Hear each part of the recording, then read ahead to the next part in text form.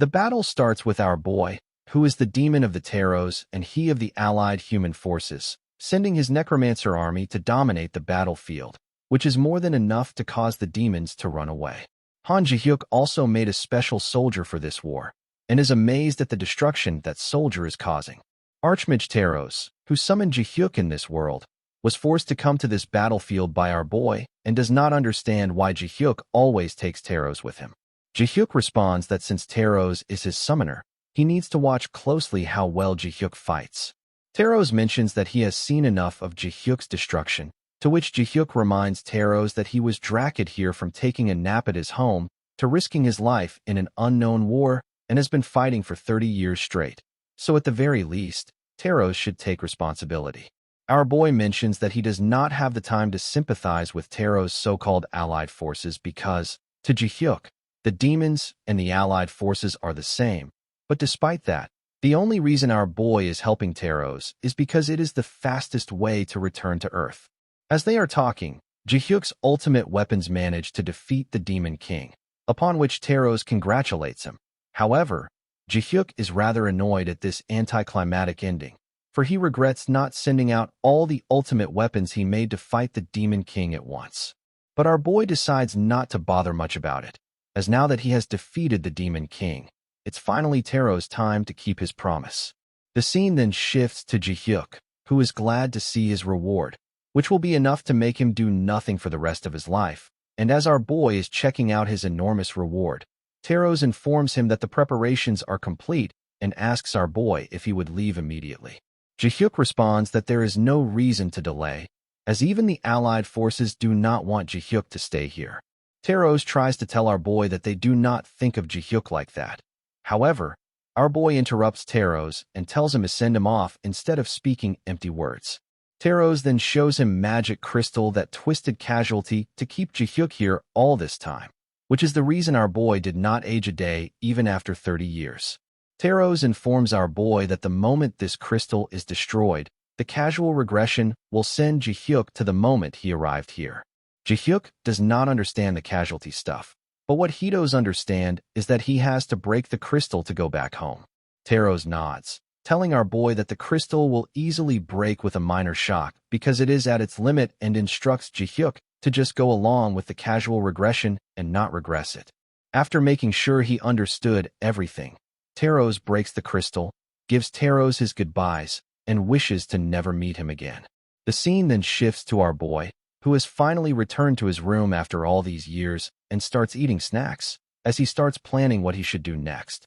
Our boy then starts thinking about the things he should buy first now that he has lots of money and time, and chooses to buy kimchi fried rice and stew. However, before that, Ji-hyuk opens the portal to check the stuff he brought back from the other world, only to find out that his tons of gold bars, treasure gems, and the undead army are all gone. Ji-hyuk sees all of the hard work he did for 30 years flashing before his eyes, where our boy had to read books upon books and fight wars upon wars, and eagerly waited for the day when he would return to his own world. But little did Ji-hyuk know that he would not even get severance pay for retirement. As he is cursing Taros for the cruel fate, Ji-hyuk notices some magic waves, which is surprising considering he is back to Earth. So to check what is going on, Ji-hyuk goes out on the streets, only to get shocked again with an army of monsters. Ji-hyuk wonders what kind of place he was sent to. However, Ji-hyuk realizes that he should not waste time thinking about that, and instead get out of here quickly before things get troublesome.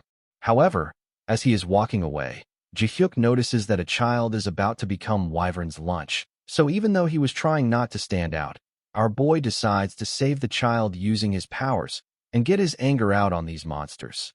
However, to Ji-hyuk's surprise, before he was even able to do anything, some human comes flying in front of the child and takes down the monster with a single strike. Our boy notices that there are skilled swordsmen, archers, mages, and tanks among these humans, who are sweeping the floor with the monsters, which puts them almost on the level of the knights from the Saren continent.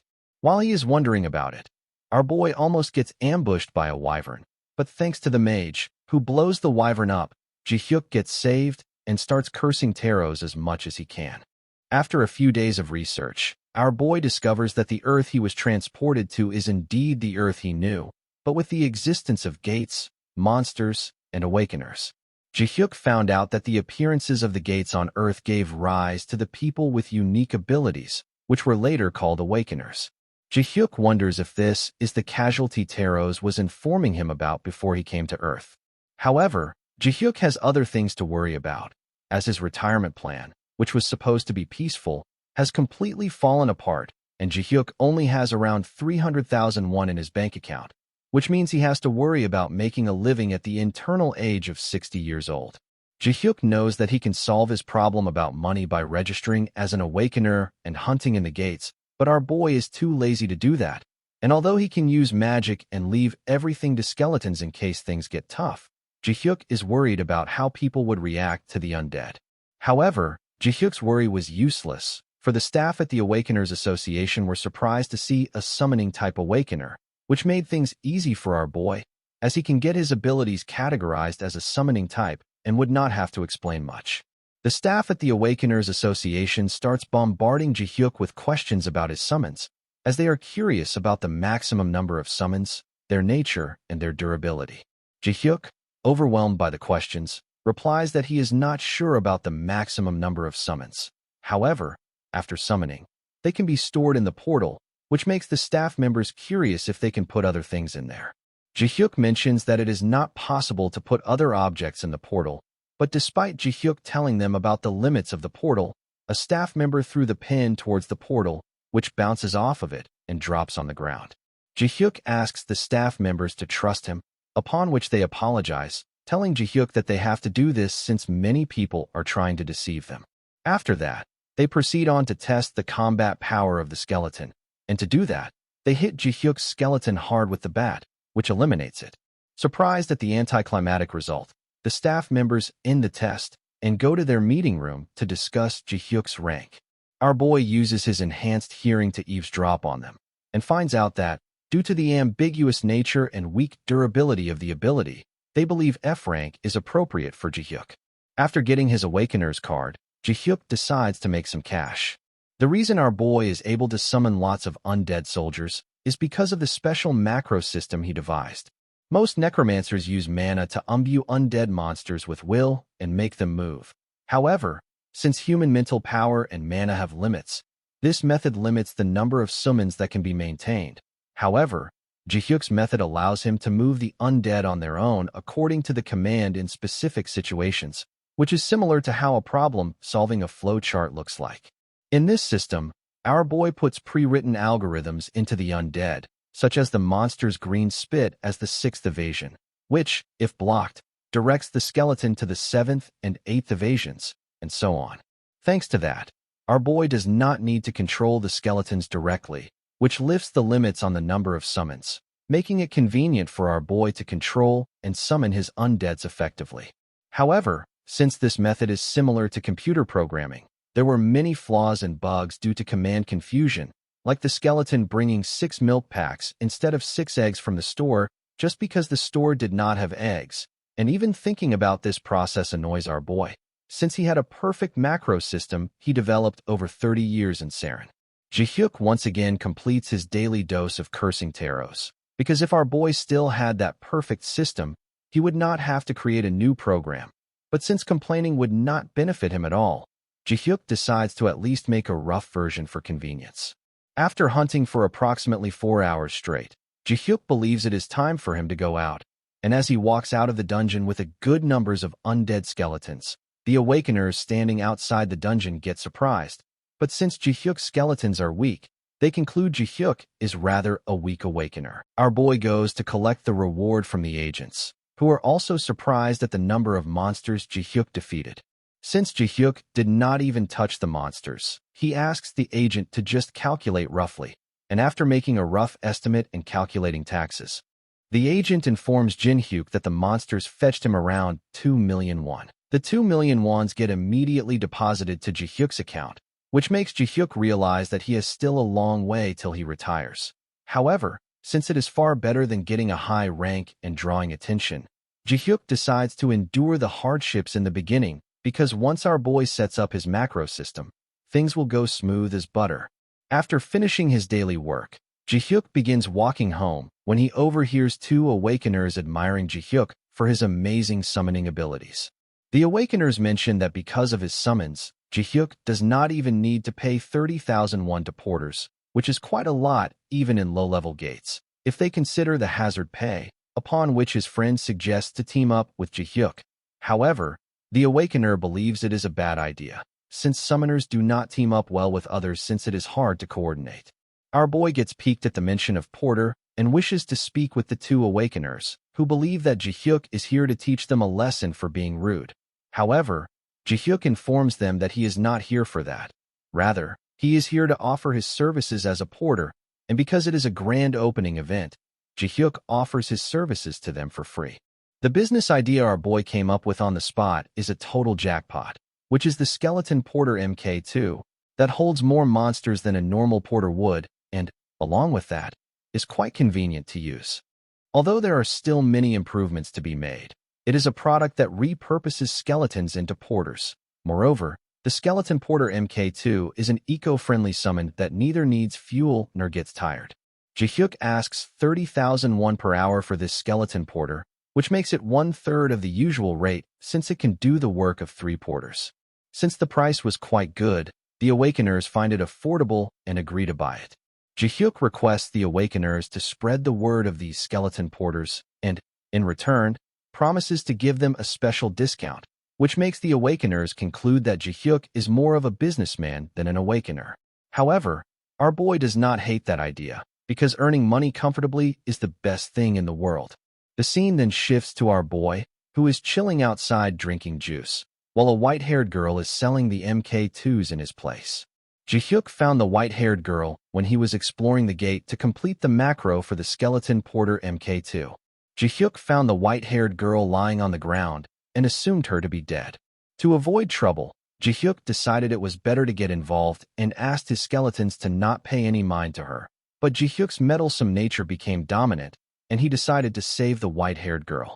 Our boy also did this because he wanted a part-timer, and he did not want his MK2 porters to stand in front of the counter while he was selling them. Our boy uses his ability to see the memories of the white-haired girl and finds out she came to this dungeon because her family was struggling financially. The family of the white-haired girl did not want her to do that, but since her brother was busy studying, the white-haired girl took responsibility as the elder sister. Our boy promises the unconscious white-haired girl to deliver her part-time wages to her family and tells her that it is far better for her than dying in the dungeon like this. Our boy also finds out that the white-haired girl was betrayed by her teammates, who left her to die in this dungeon and, despite her cries, did not bother to help her. Our boy awakens the white-haired girl, an F-rank awakener that goes by the name Han Seoa, as a local zombie assistant and lets her join the business. Jihyuk's business continues to boom, and because the part-timer is quite quick with hands, our boy is earning money quite comfortably. However, there is one problem, and that is to find out the best way to deal with Han Seoa's killers. But after thinking for a while, Jihyuk realizes that it will be quite a hassle, so it is better to leave it. Jihyuk realizes that because of the limits of the gate, he is starting to have extra skeletons, which makes our boy wonder if it is the right time to go somewhere else and leave this place to Seoa. To make sure he does it right, Jihyuk decides to observe a bit more and goes to the bathroom for a bit. Jihyuk's business might be going well for him, but it does not things are going well for others, because, due to MK2 skeletons, the Awakeners have stopped hiring porters. Such is the problem Chansu and his friends are facing, as no one wants to hire them. Chansu's friends suggest they should move to some other gate, but Chansu does not believe it is not a good option, since this is the only gate that is close to them. Chansu suggests that they should instead make a request to Jihyuk to limit supply a bit and request him to sell less, as there is a chance he might even accept it because he looks like a chill person. However, Chansu's friends do not think it will work.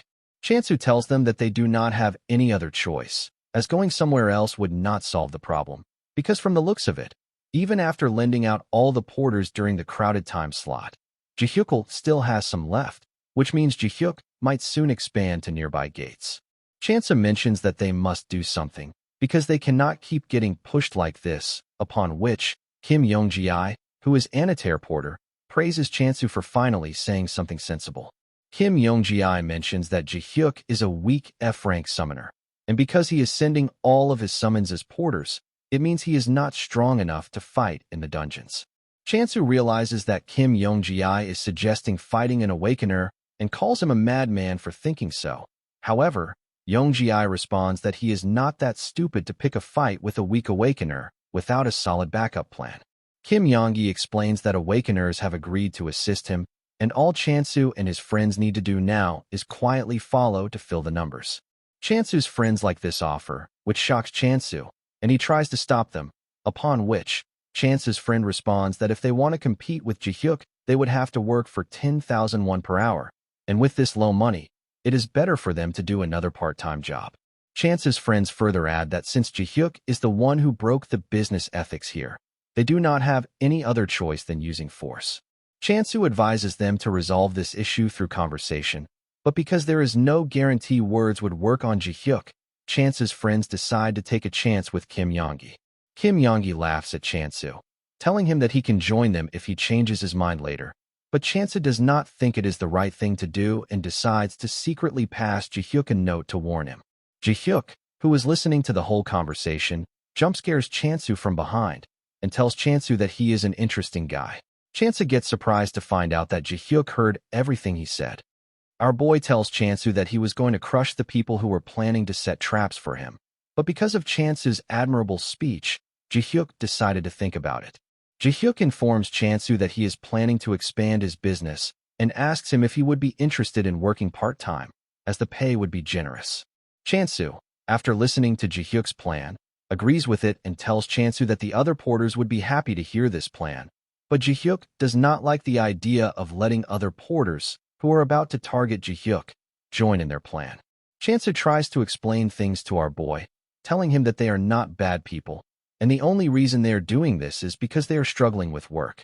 Chansu tells our boy that he will persuade those porters as well, because there is no way they will refuse to work with the conditions offered by Jihyuk.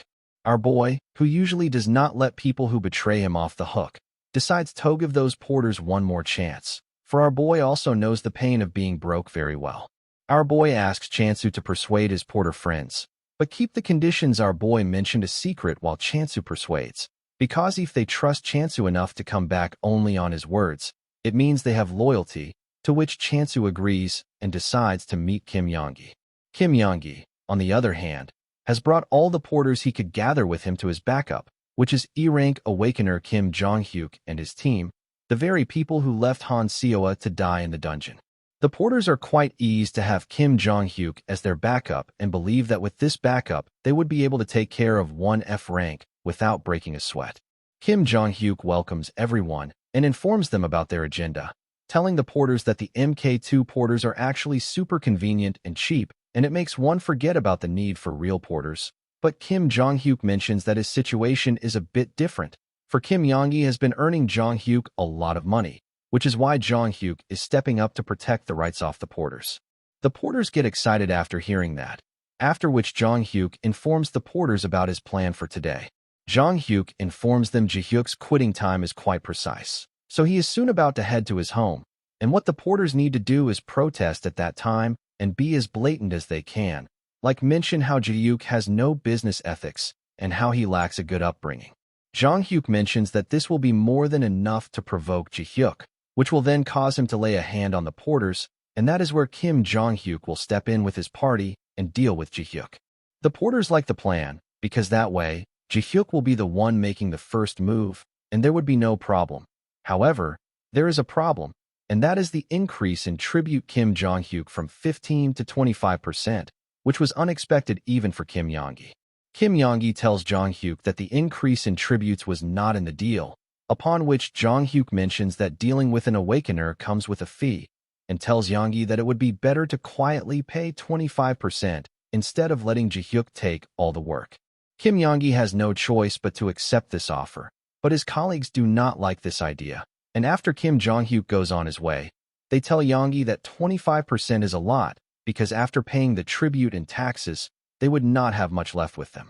Kim Yonggi shuts them up, reminding the reason for their current situation is Jihyuk, because if it were not for Jihyuk, the incomes of real porters would not have dropped, and they would not have to beg Kim Jong-hyuk for help.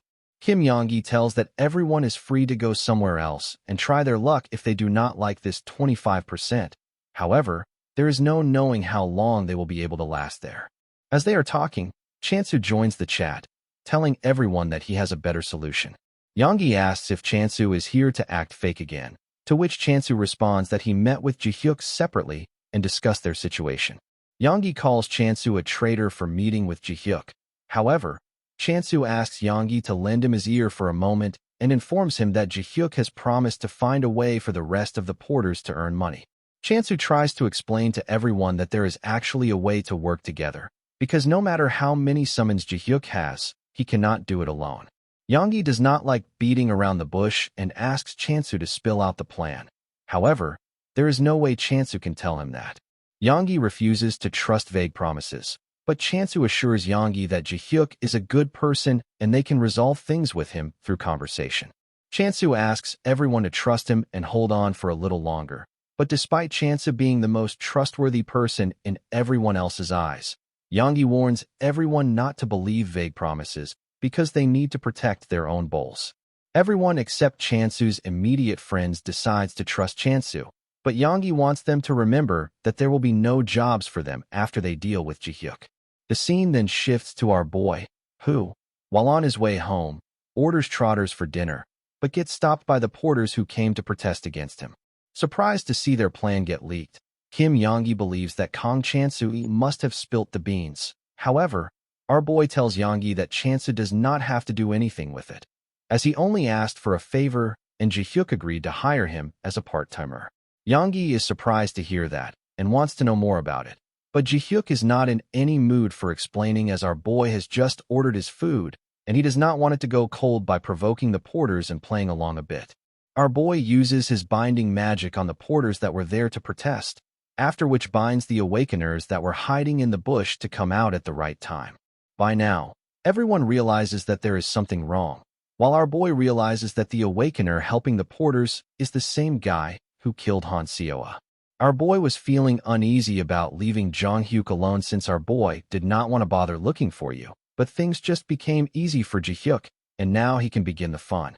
Our boy reminds them that oppressing someone who is quietly doing his own business is not the right thing to do and slams Jong-hyuk, who looks like a complete thug on the ground, telling Jong-hyuk that it is the consequence of harassing someone when they are only trying to run their business peacefully. Because Jong-hyuk crossed the limits, our boy decides to punish him so badly that Jong-hyuk would not even think of doing something like this again. To set a proper example, our boy sends a dozen of skeletons, as getting surrounded, defeated by this many undeads should be enough to clear their heads.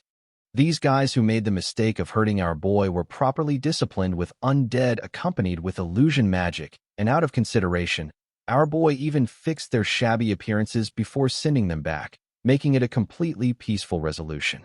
The next day, after dealing with the bullies, our boy meets with Chansu and their friends, who thank Ji-hyuk for giving them a part-time job. Chansu asks our boy about what he did to the people who came to harass him, to which our boy responds that he gave them a good talking and told them to not do it again. But Chansu is smart enough to understand that it was not a good talking. However, our boy does not want to think about them and gets to the main point. Ji-hyuk informs the porters that he will offer a slightly lower hourly rate of 25,000 won, which makes the porter sad. However, our boy assures the porters that they will never be out of work again, thanks to Ji-hyuk's latest invention, a six-legged, transportable skeleton MK4, which is even capable of carrying humans.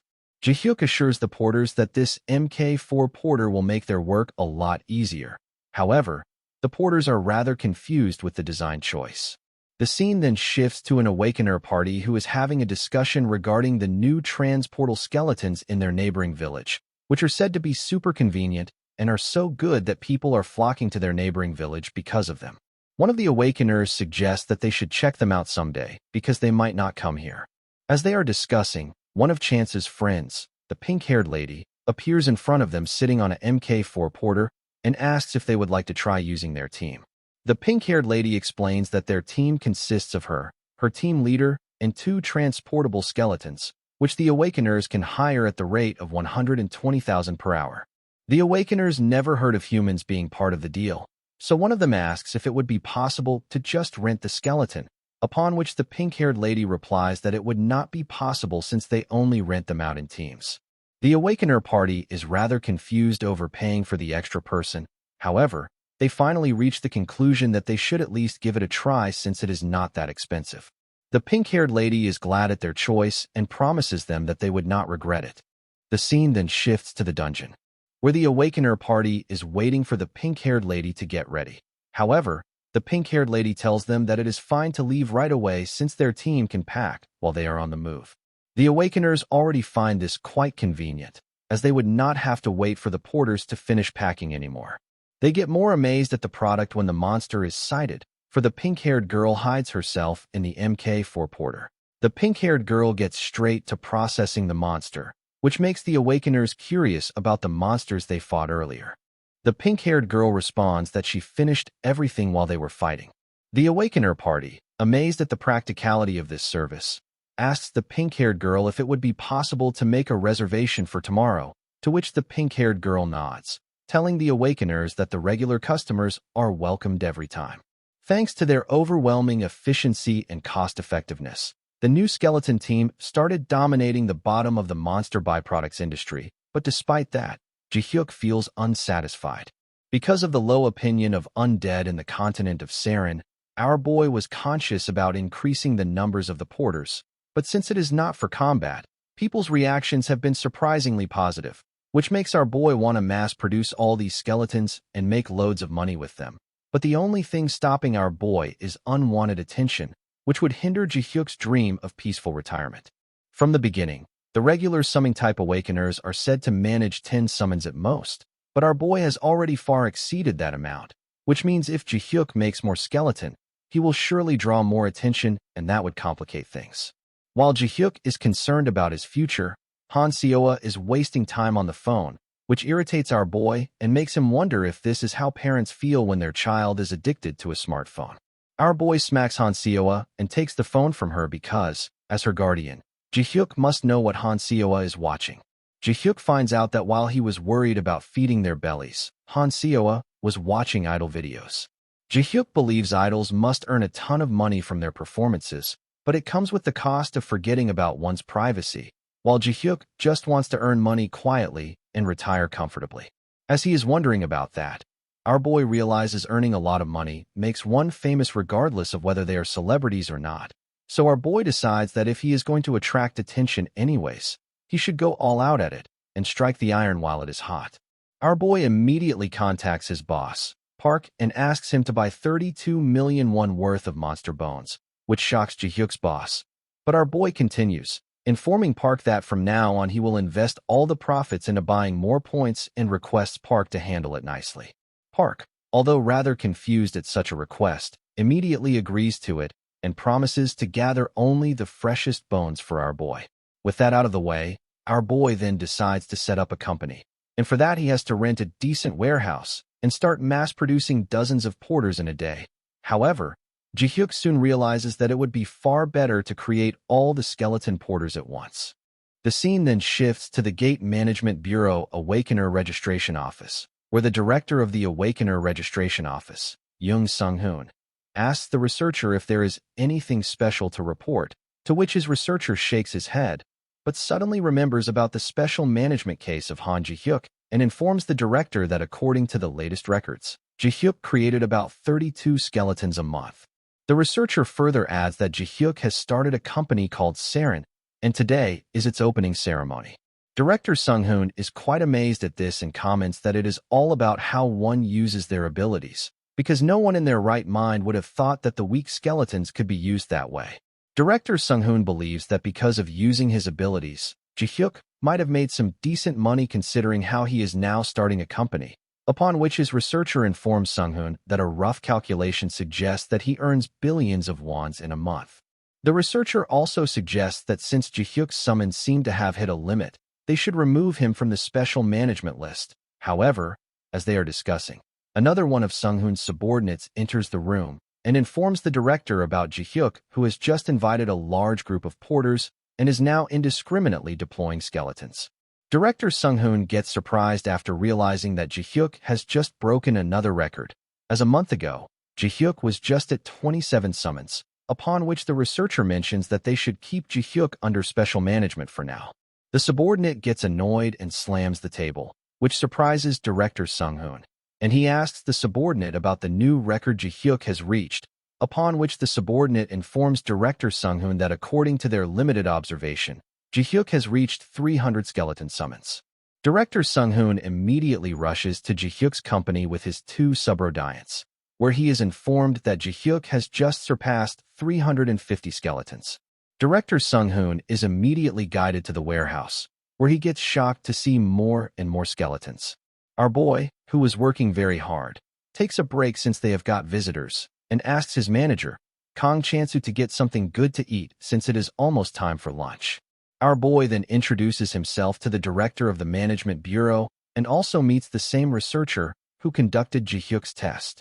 The researcher is curious about Han Seoa standing next to our boy, so he asks Ji-hyuk about it, to which Ji-hyuk informs him that Seoa is his cousin and is here to help Ji-hyuk with the work.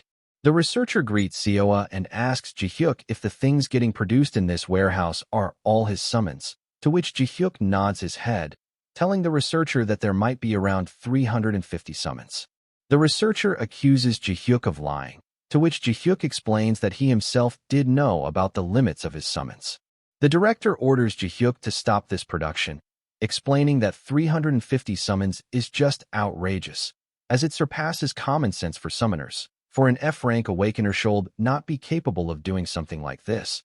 But despite Director Sung-hoon calling it a problematic situation, Ji-hyuk refuses to stop the production because it does not seem problematic to him. Our boy informs the director that when he founded the company, he had a lawyer review the summoning-related laws, and there are not any specific regulations about the number of summons in the law. Director Sung-hoon objects and informs our boy that there are safety concerns about these skeletons, to which Ji-hyuk responds that these are the same models he has been using all along, and if they were not problematic a few months ago, they are obviously not problematic now that Ji-hyuk has increased the number. Director Sung-hoon turns to the researcher and asks him if there is actually no issue with this mass production of the skeleton, to which the subordinate responds that the law was not designed with this scale in mind. Realizing that they do not have anything else to say, our boy tells Director Sung-hoon that his company was legally established under the Special Awakener Law, allowing the retinal of their abilities of profit, and as for safety concerns, the people who have been using the skeleton porters can vouch for their safety. This ultimately caused the registration office personnel, who witnessed the mass of summons, to leave without any complaints, since they were not able to argue against our boy's thorough preparations.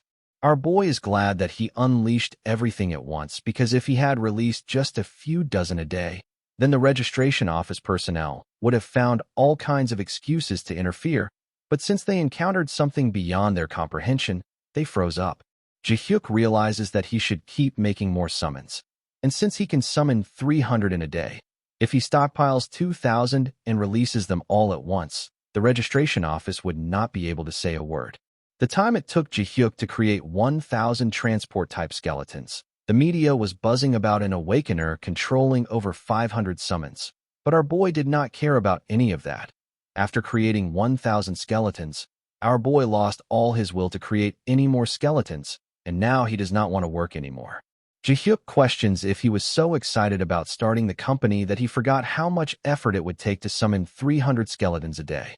Ji-hyuk does not like how this is going, because he originally wanted to retire because he did not like working, but now Ji-hyuk has to fund his own retirement, which does not make any sense. As he is in this dilemma, Chansu enters his room and informs him about the big problem that is brewing outside as a large group of porters from other regions is protesting against the Saren company. Our boy gets shocked after hearing this and immediately runs outside to solve the issue. The porters, on the other hand, do not like the idea of transport-type skeletons, for they are ruining the porter industry as awakeners avoid hiring human porters and complain that human porters are expensive and inefficient. The porters believe that the summons are threatening workers' livelihoods, just like robots, and porters are facing lots of difficulty since they are forced to move to far-off gates because of these summons, which is why the porters condemn Saren's tyranny for staking porters' jobs by employing cheap summons and demand Han Ji-hyuk, the CEO of Saren Company, to protect the labor rights of porters. Our boy, who is attentively listening to the demands of the porters, introduces himself and invites the porters to come and talk inside. Our boy sits the porters in the meeting room to listen to their objections, upon which the protest leader informs our boy that the situation for porters is not good after the transport skeletons took over the market, and as a result, the porters have been pushed to distant gates, and in their area, no one wants to hire human porters anymore. The protest leader mentions that even if some of the porters manage to find a job, they are being looked down upon for being less cost-effective compared to skeletons. Our boy considers the objections and realizes that if one skeleton porter can replace 6 porters, then the 250 skeletons on the market are replacing 1,500 people, which means that if our boy released 1,000 more skeletons that he prepared, nearly 3,000 porters would lose their jobs. Additionally, given that our boy needs to make at least 10,000 more skeletons to reach his retirement goal, countless porters would lose their jobs. Keeping these consequences in mind, our boy concludes that he would not increase the number of transport skeletons anymore, as he cannot threaten the livelihood of others. Moreover, our boy also assures the protest leader that, to make this offer easier to accept, he will adjust the cost of the skeleton squads to maintain balance with market prices. The protest leader is quite content with this proposition, upon which our boy orders Chansu to bring a paper and pen to put this proposition into writing and make it official. Chansu is glad that things ended peacefully again, and he again gets to see how incredible of a person Ji-hyuk is. After signing the proposition, our boy is sitting in his office thinking of new ways to earn lots of money, and concludes that his next product should be easy to make, and should not be related to combat, since the reason skeletons were well received was because they were not combat-oriented. Moreover, unlike last time, our boy also should not make a product that harms existing jobs, for our boy is just tired of being cursed at all the time. As he is wondering, the stationery in Ji-hyuk's office, which is all made in China, grabs his attention and gives him a new idea, which would not cause any problems since our boy does not need to worry about neighboring countries. The scene then shifts to a shoe factory, which is close to Saren, where the owner of the factory, Kim Deok-bae, is managing the business that has been passed down from his father's generation and has reached a point where he has to make a decision on whether he should compete with China's ridiculous prices or keep the number of workers low. As Kim Deok-bae is wondering about it, his assistant barges into the door and asks him if he is aware of the skeletons produced by Saren Company in the industrial complex, to which Kim Deok-bae nods, telling his assistant that he envies the Saren Company owner for making huge money after getting awakened. Kim Deok-bae also wishes to be an awakener, for he believes his life would have been a lot different. At that very moment, our boy enters Deok-bae's office, telling Deok-bae that he is here to discuss something with Deok-bae. Our boy introduces himself as the CEO of Saren Company and asks Deok-bae to introduce him to the business, as Ji-hyuk has recently taken an interest in the shoe industry and is thinking about possibly acquiring it, which surprises both Deok-bae and his assistant. Deok-bae, realizing that he has finally gotten the opportunity, guides our boy to the production house, as Deok-bae has to do his best to sell this company for the sake of the employees. Deok-bae informs our boy that the first use the machines at the back to stamp out individual parts of the shoes, after which the machines at the other side stitch those parts together. Our boy realizes that the machines are a bit outdated, to which Deok-bae nods, telling Ji-hyuk that they have highly skilled employees to make up for that, and it is much better than running faulty machines. After that, Deok-bae informs our boy that the employees in this department stitch everything together and they let it dry after applying adhesive. Deok-bae explains the basic production to our boy, telling him that things get a bit more complicated in the details. Our boy realizes that this seems quite manageable and is way easier than combat macros. Ji-hyuk notices that most of this is manual work, upon which Deok-bae informs him that cutting can be automated, but other than that, the rest still needs to be done by hand. Deok-bae also mentions that Ji-hyuk might have to worry about the number of employees compared to output, but if they were to run the factory at its full capacity, they would need more employees. Deok-bae then informs our boy that right at this moment, they have only 20 employees, but there was a time when they used to have 100 of them. After learning about the basic production process and the employee requirements, Ji-hyuk asks Deok-bae how he handles sales, To which Diokbi responds that they primarily work on orders where customers make requests and modify their base designs to meet their needs. Jihyuk inquires whether it is possible to produce stock in advance and sell it that way, to which Diokbi responds that it is, but if unsold, the stock piles up and everything becomes a loss, as demand for small-scale shoe factories like this one is quite predictable. Our boy likes how Diokbi is being honest with his sales and asks him if it would be possible to produce low-cost shoes in bulk for export if Diokbi had extremely cheap labor costs. Diokbi tries to explain that it might sound simple right now, but this process is actually quite complex, since shoes cannot be entirely automated, which is why big brands seek out low-cost labor countries for production instead of automating everything. Jihyuk responds that he is not interested in automation and repeats his question, to which Diokbi responds that it would be possible since cheap products sell everywhere. This sounds ideal for our boy, and he purchases the entire factory while also retaining Diokbi as the company manager and all of the employees, which Diokbi greatly appreciates. Because Jihyuk has done so much for Diokbi, Diokbi promises to do his best to secure orders by running everywhere to repay Jihyuk somehow. However, our boy does not believe there would be any need for that, as they are planning to produce stock and sell it directly for export. And to make sure they mass-produce efficiently, our boy introduces Diokbi to his skeleton army, which would be their new interns. Jihyuk requests Diokbi to teach these skeletons everything he knows about making shoes, which Diokbi happily agrees to, concluding that Jihyuk is truly an angel. Few days pass and skeletons get used to producing shoes in the factory, while Diokbi, on the other hand, is finally busy after a long while, and all the credit goes to Jihyuk. Jihyuk responds that it was Diokbi who actually handled all the business. Diokbi, however, was actually surprised after hearing that he would be hiring skeletons as employees and was initially worried that things would go wrong. Jihyuk assured Diokbi that everything would be alright since they are not breaking any laws, and showed Diokbi the shoe his skeleton just made. Diokbi found the shoes better than his expectations, but realized that they were still not as good as something made by hand. Jihyuk told Diokbi that instead of being vague, Diokbi should tell the exact problem he has with shoes, to which Diokbi responded that their stitching is quite sloppy. Jihyuk, right at that moment, fixed the problem and handed over the new shoe his skeleton made to Diokbi, who was surprised to find out that everything he mentioned has been fixed without any error. Our boy assured Diokbi that if they go through some trial and errors like this, the skeletons will turn into good employees. Diokbi quickly realized that Jihyuk was correct. For now, the skeletons are performing so well that their company can save significantly on production costs because the skeletons do not require any labor, and thanks to that, Saren Company can now compete with Chinese products on price and even export. Diokbi mentions that if they keep building their reputation like this, they might even get original equipment manufacturer contracts from major brands, which surprises our boy, because he thought that brands ran their own factories, upon which Diokbi informs our boy that everything is OEM, and the only things the brands handle are the designs, while the factories just manufacture and deliver the products.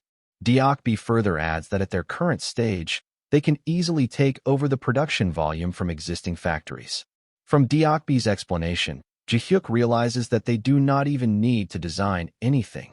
Rather, they only need to focus all their energy on manufacturing. The days at Saren Shoes continued without a dull moment, and to handle the increased orders, they acquired a few more shoe factories and expanded their operations, which also kept our boy busy, as he continued making different settings and changes in the skeletons when required.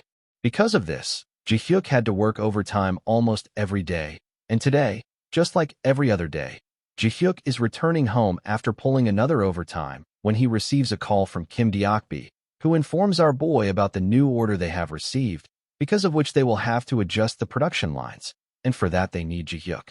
This made life hell for our boy, and it was not just the workload, but Diokbi also felt bad for having to ask for adjustments after finally securing an order, and if things go on like this, both Jihyuk and Diokbi are going to collapse. Our boy wonders if he should train an apprentice, because even though he is Han Seoa, they are still short on hands.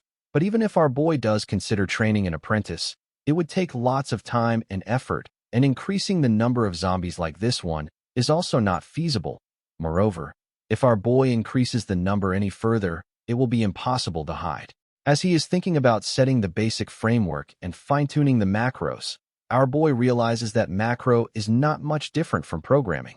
And this gives our boy a nice idea for his early retirement plan.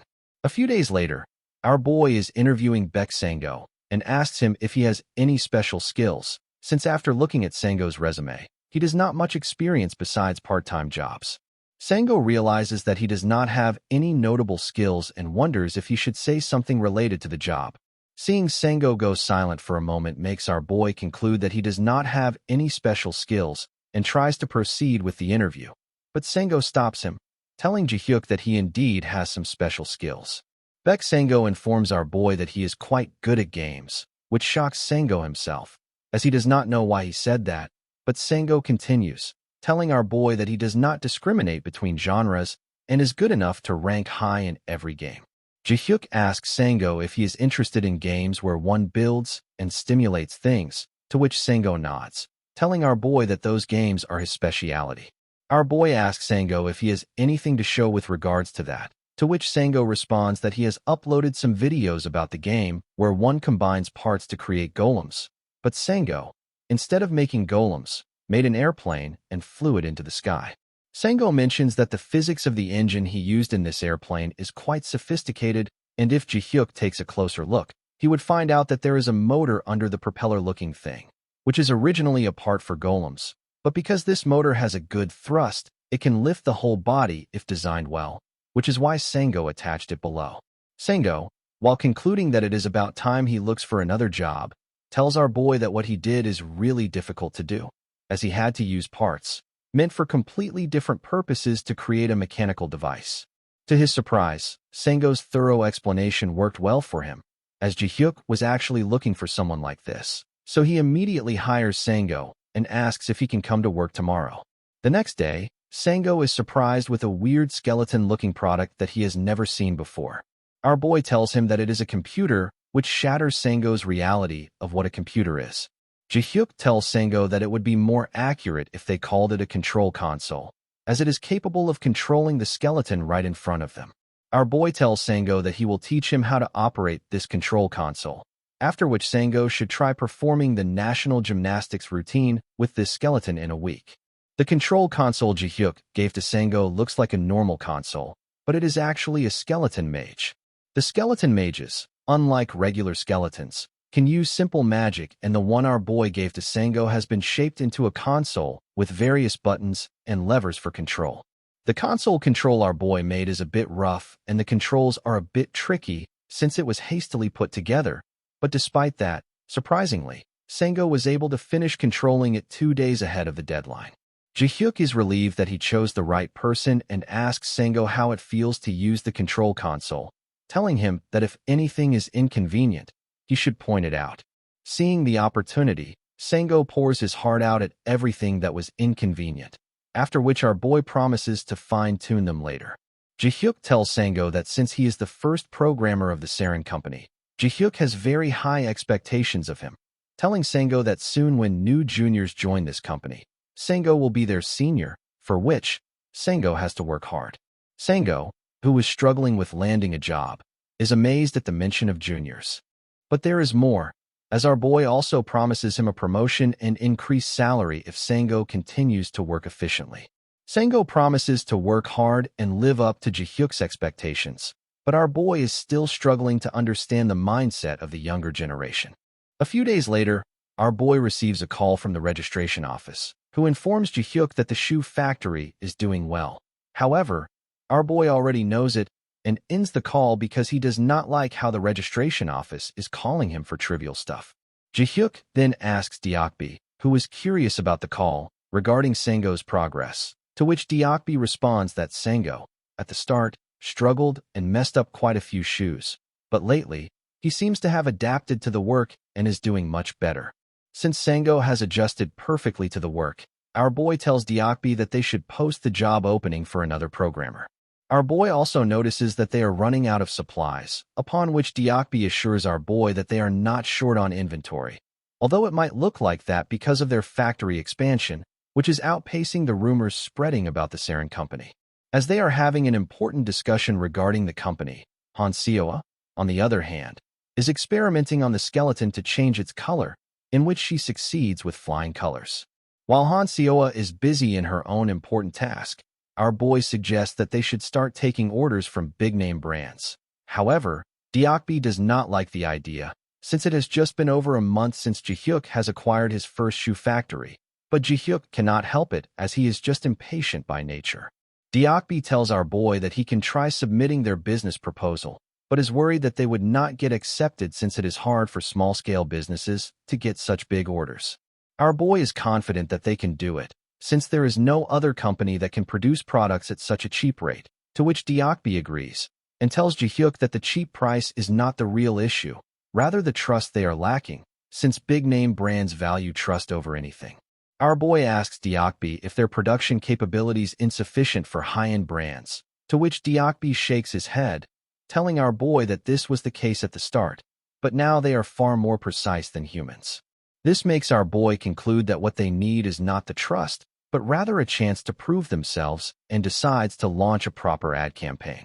Jihyuk mentions that in that ad campaign, they should tell people that their shoes are made by skeletons, which Jihyuk believes should be more than enough to generate buzz.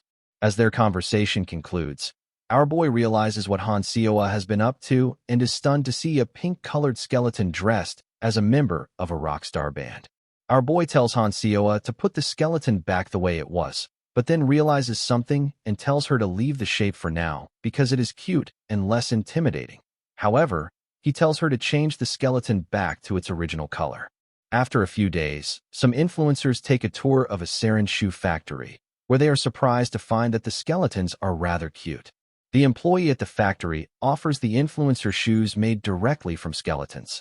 The employee informs the influencer that these shoes cost 6,000 won per pair, which surprises the influencer, for he was not expecting to find such a good quality shoe at such a cheap price.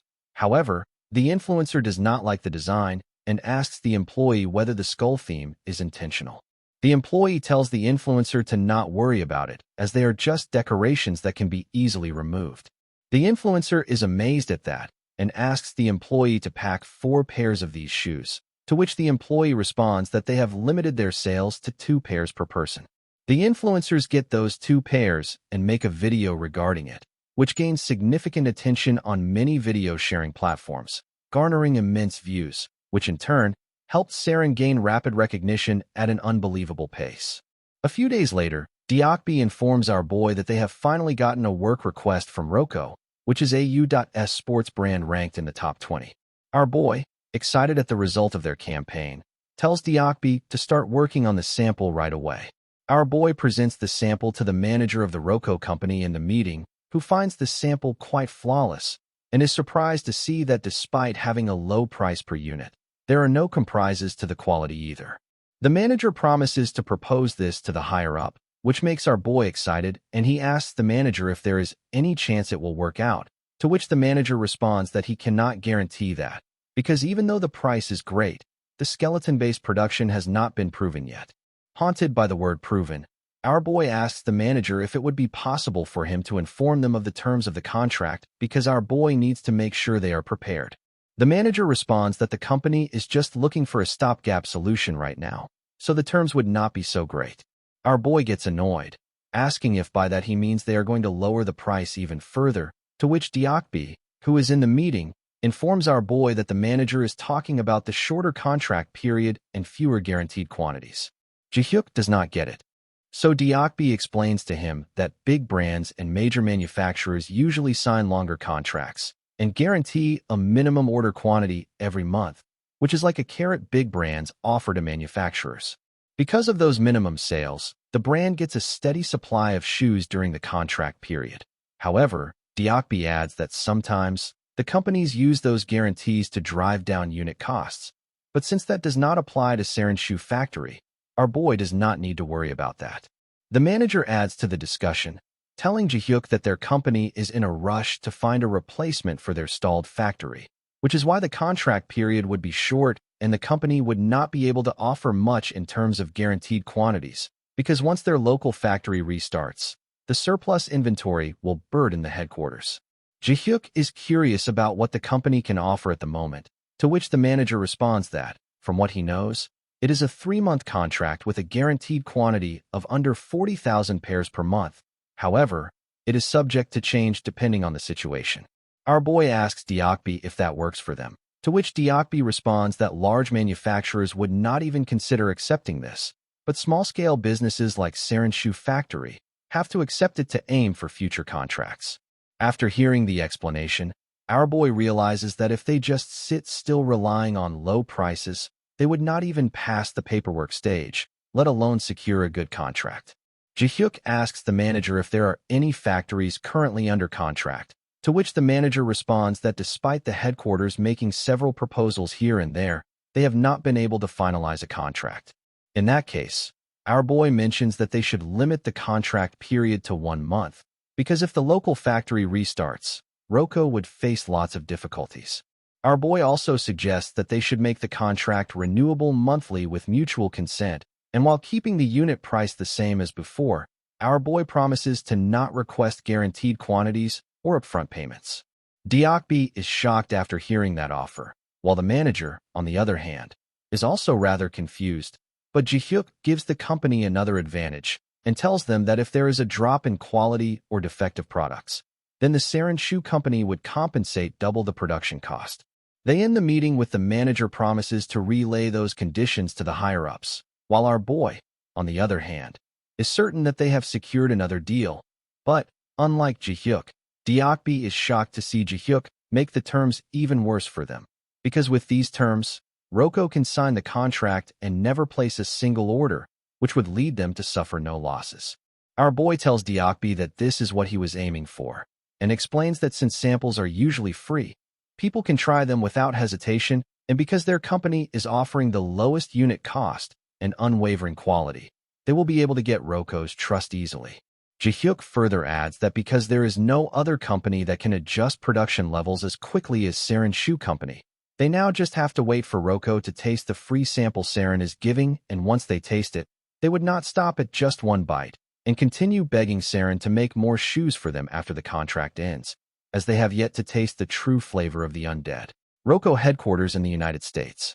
The golden-haired man places the proposal template file on the table after realizing that it represents the maximum production capacity they can increase. He is the CEO of the Roko company. The black-haired man confirms to the CEO that they are already operating at full capacity, and to increase it further, they would need to hire more employees, but the manufacturers are hesitant. The manufacturers also said they can manage up to 200,000 pairs with the existing facilities, but to cover the remaining 300,000 pairs, they have no choice but to find a new factory. The CEO starts thinking after hearing that report and then asks the black-haired man for his opinion about the factory located in Fujian, China. The black-haired man informs the CEO that the factory requires a 6-month contract period and guarantees a production volume of 200,000 pairs per month. The CEO then brings up the factory in Jinjiang City. Hearing that, the black-haired man explains that they agreed to a 3-month contract, but also requested an increase in the guaranteed volume. The main problem with that agreement is that Roko needs 70,000 pairs by next week. The black-haired man thinks of something and asks the CEO if he has seen a certain video. He explains that it is about a summoner-type awakened person in Korea who runs a shoe factory using summoned creatures. The CEO says it is the first time he has heard of it, so he asks why the black-haired man is bringing it up. The black-haired man hands him a tablet and tells him to take a look.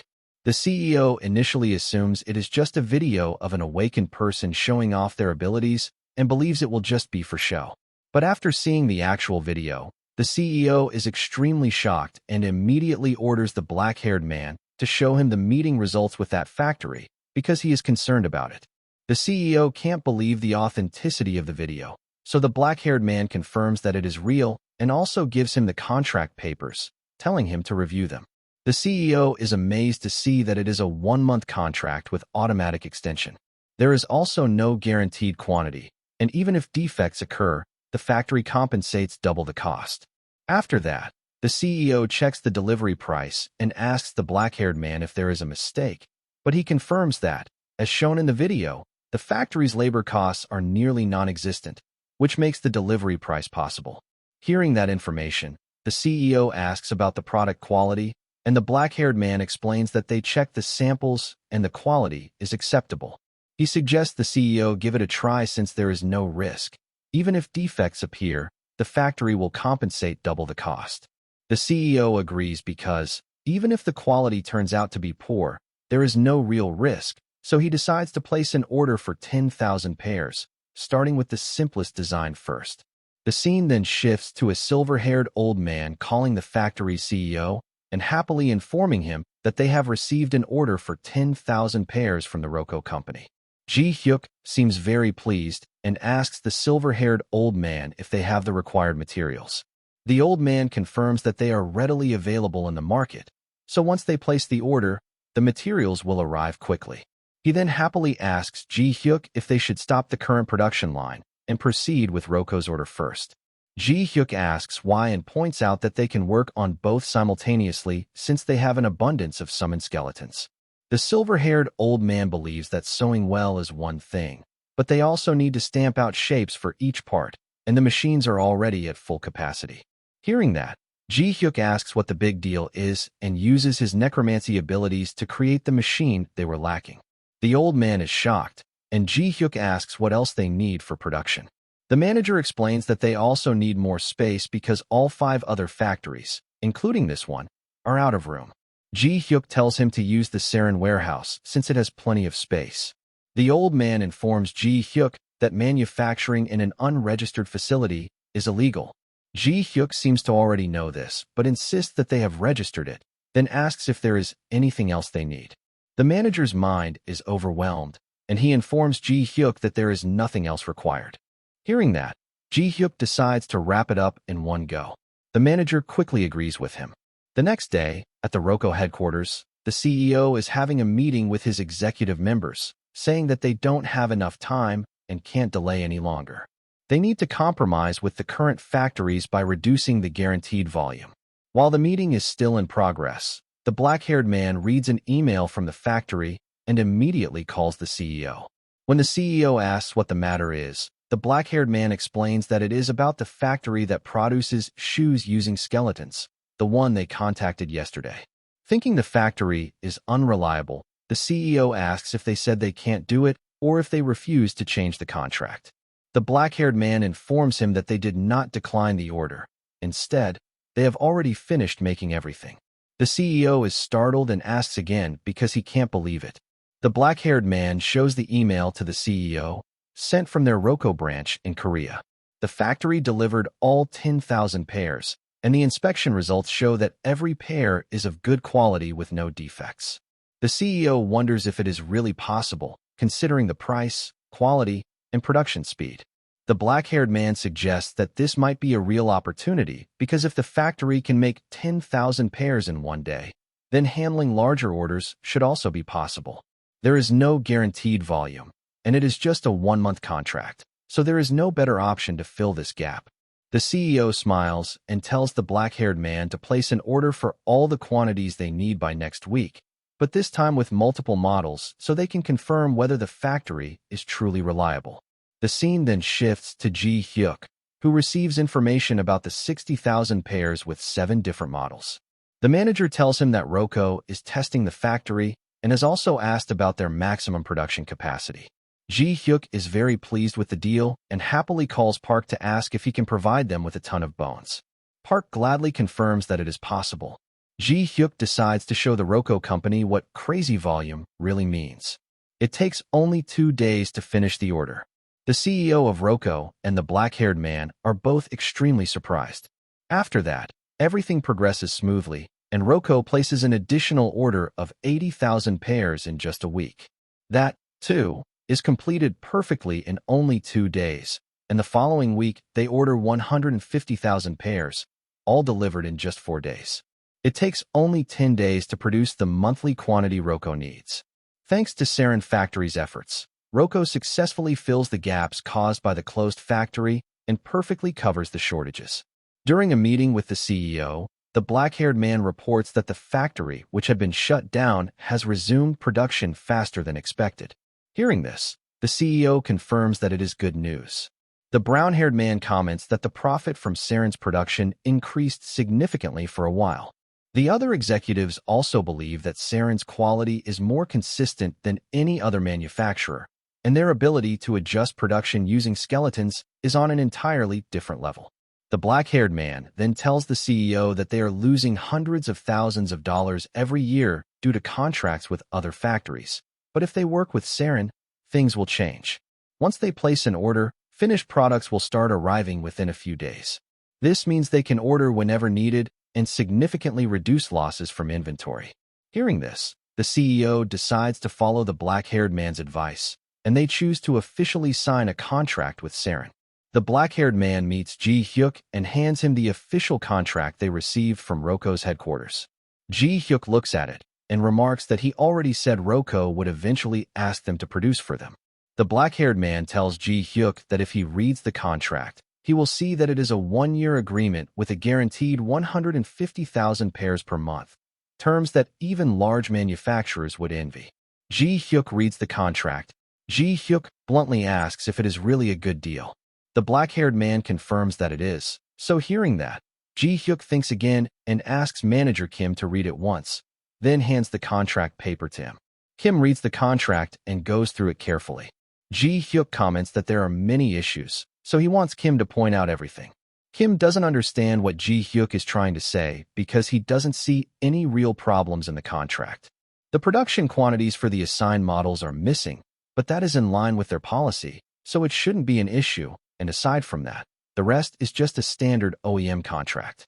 Ji-hyuk can't understand it and asks if this is really a standard contract, then grabs the contract again to take another look.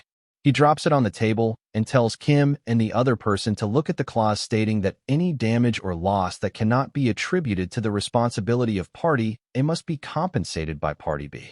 There is also another clause saying that if Party B causes a delay in supply, then they must compensate. Ji-hyuk questions why they are expected to compensate when the factory that had issues was shut down due to a coup. The black-haired man believes that, according to the contract, the factory would indeed have to compensate, but he heard that the head office already gave them some discounts. Hearing about discounts, Ji-hyuk becomes very angry, asking if they are saying this compensation was demanded or simply something the head office wanted. The black-haired man replies that despite everything, this is the standard practice in the industry. As long as the products are defect-free and production goes smoothly, there shouldn't be a problem with these terms.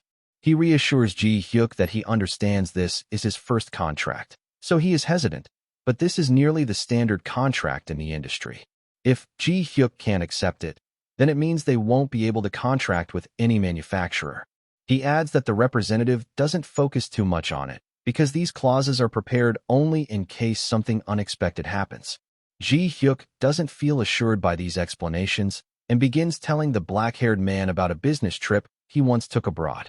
He explains that it was the same situation there. They told him to just do one thing and not worry about the rest. But when he actually tried it, everything turned out to be much more complicated, with many things demanding attention instead of just one. He accidentally offended the son of a high-ranking person at one company, and the person caused a huge fuss about it. They said they were going to discipline Ji-hyuk, even though he was the one practically keeping the company afloat, which felt absurd. All the workers pointed fingers at him, and that's when he realized that if he kept doing everything they asked, he would end up being a fool. Regardless of industry standards, doing things in their own way is the best. After finishing the story, Ji-hyuk tells Kim that the service they provided to Roko is enough proof of their capability because they delivered several 100,000 units of quality goods in just 2 months. After saying this, Ji-hyuk grabs a pen and crosses out the lines in the contract that he does not want included, removing clauses he finds unreasonable. For example, they are not obligated to take care of other companies' orders, so he removes that clause as well. After making these changes, Ji-hyuk gives the contract to the black-haired man, telling him that they will accept the contract only if these changes are made. After reading the edited contract, the black-haired man is extremely shocked and says the head office will never accept it. Ji-hyuk asks why they wouldn't accept it, saying that as long as Roko does not nitpick, there will be no problem. He also reveals that he plans to send proposals to every manufacturer with these same terms, and whoever signs a contract with them first will receive priority in orders. Ji-hyuk tells the black-haired man that the reason is simple. These clauses are tedious and cumbersome, but once a company places an order, their factory will work hard to deliver. So if this approach works, Ji-hyuk will sign the contract immediately, and now the decision is up to Roko. The CEO of Roko becomes very angry after receiving the news, and the other executive members also believe that the factory is basically mocking them. They question whether they really need to be dragged around by a small company.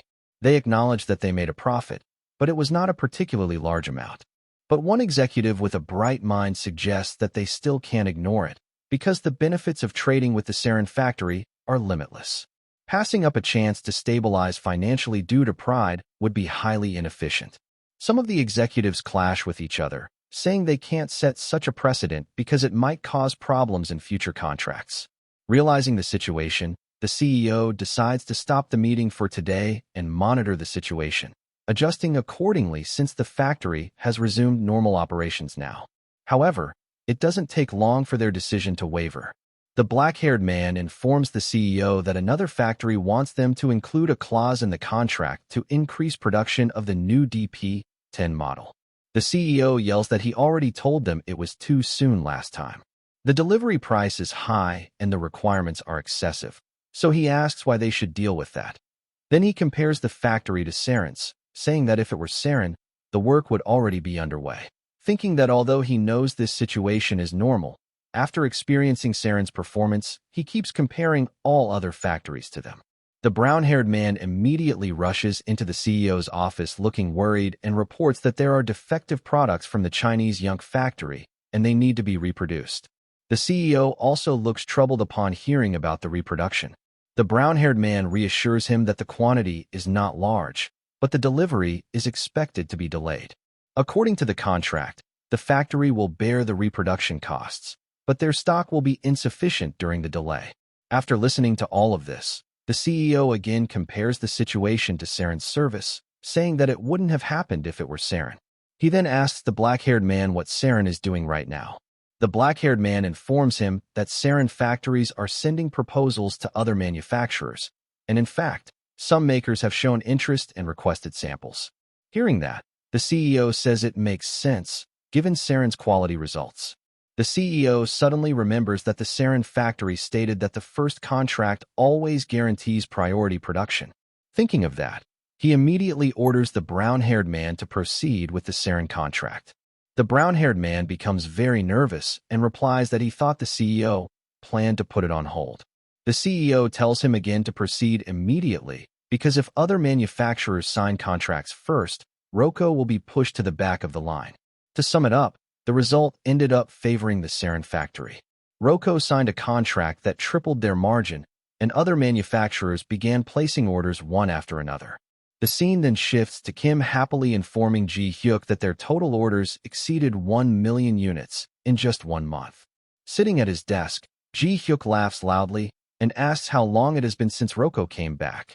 He thinks to himself that now that word has spread, they will receive tons of contracts, and by increasing the number of skeletons, the sarin factory will continue generating large profits. While browsing through letters and documents, Kim reads one and tells Ji-hyuk that a company is asking whether they can also produce clothes. Kim then asks if Ji-hyuk knows anything about clothing manufacturing. Ji-hyuk confirms that he knows about it to some extent and asks Kim if it is also a labor cost battle. Kim smiles and confirms that the labor cost is even higher than for shoes. Hearing that, Ji-hyuk stands up and tells Kim that he will immediately acquire a clothing factory and they will produce clothes as well. Ji-hyuk smiles and asks if they should just become an all-in-one manufacturer. Anything can be ordered and the sarin company will make it, so clients only need to place their orders. Kim happily agrees, saying that it sounds great, and since they already make shoes, producing other products shouldn't be a problem. And because it's Ji-hyuk doing it, he believes it will succeed. Ji-hyuk decides to start implementing the plan right away and turn the Chinese company into old news so that when people think of factories, they will think of Ji-hyuk. Approximately 6 months later, sarin targeted not only clothes and hats, but even accessory factories and all other labor-intensive light industries, establishing itself as a comprehensive manufacturing company. However, a problem arose. Kim informs Ji-hyuk that while production and orders from the shoe factory are coming in just fine, the other factories often have skeletons left idle because of fewer orders. To maximize the utility of the skeletons, Kim suggests hybridizing all the factories. When one part's production is complete, they could transfer the idle skeletons to another part, but the main problem is that there is no space available to implement the hybridizing plan right now. All the factories they have acquired are small, and once they place the necessary machinery for work, even the original tasks can't be properly carried out. Ji-hyuk is very worried because finding a new large space is the biggest issue right now. Kim also confirms that it would be best to purchase a larger factory once they have saved enough funds. Hearing that, Ji-hyuk becomes even more worried because there is an even bigger problem. Ji-hyuk seems lost in thought, so Kim asks if he is even listening. Ji-hyuk lifts his head and confirms to Kim that he is listening. The biggest problem for Ji-hyuk is that his motivation has completely faded. Since the factories around the world are earning plenty of money, Ji-hyuk is starting to get lazy. Kim suggests that Ji-hyuk go home and get some rest if he is not feeling well. Ji-hyuk becomes very pleased and asks if he really can go, but it turns out Kim was joking. He tells Ji-hyuk that he can't go home since there is a mountain of reports that must be reviewed, so he can't leave. Ji-hyuk seems very disappointed by Kim's behavior. Kim laughs and asks what Ji-hyuk means by that. After some time, Kim tells Ji-hyuk that he can take a break at the office if he wants to, since the remaining reports are not urgent and he can look over them tomorrow. Ji-hyuk really likes that idea and immediately stands up, thanking Kim. Just then, Ji-hyuk suddenly receives a notification on his mobile phone. Kim wonders what it is. Ji-hyuk checks his phone and finds that it is an emergency disaster alert, informing them that an unstable gate has been detected in the area and they need to evacuate to the nearest shelter. Reading that, Ji-hyuk realizes the gate's location is nearby, so he immediately orders Kim to evacuate with the employees. While they are leaving, Ji-hyuk asks what kind of monster prompted an evacuation order and wonders if the situation is normal.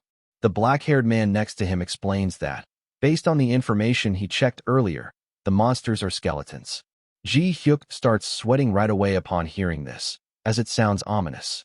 News channel reporters work hard to deliver the latest updates to the public.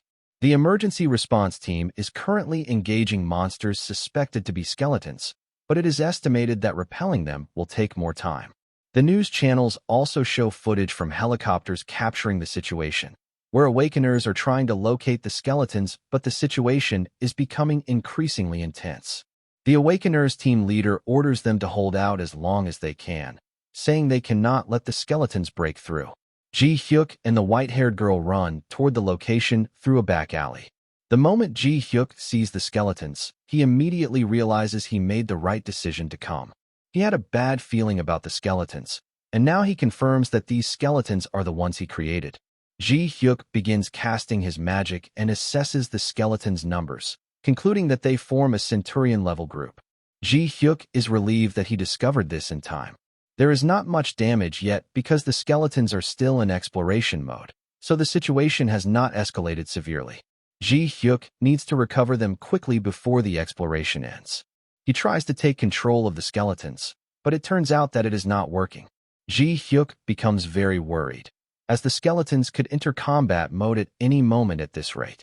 The moment Ji-hyuk says it, one of the skeletons, who seems very different from the others, orders all the other skeletons, and the next moment they all charge toward the awakener team. One of the skeletons attacks the brown-haired awakener, who barely manages to block it. His team member asks why the skeletons are suddenly pushing harder. Their team leader informs them that the skeletons have gotten stronger than before. Meanwhile, Ji-hyuk is still trying to take control of the skeletons. Judging by their behavior, it matches the macro Ji-hyuk originally set up, but he is not sure why his control is not working. Depending on the situation, Ji-hyuk tries to use control magic on the skeleton's main leader, but even that doesn't work.